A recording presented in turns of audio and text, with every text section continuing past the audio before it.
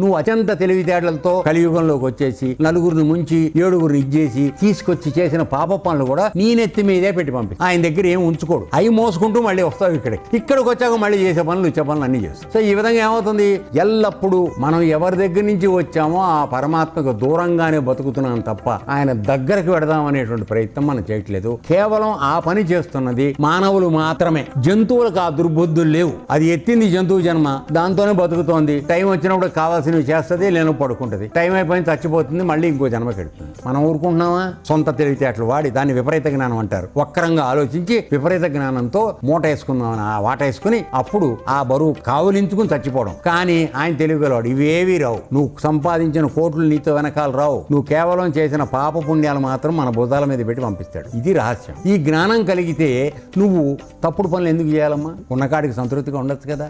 అలా ఉండమని చెప్తున్నాడు ఇక్కడ. మనకు అది తప్ప మిగతా అన్ని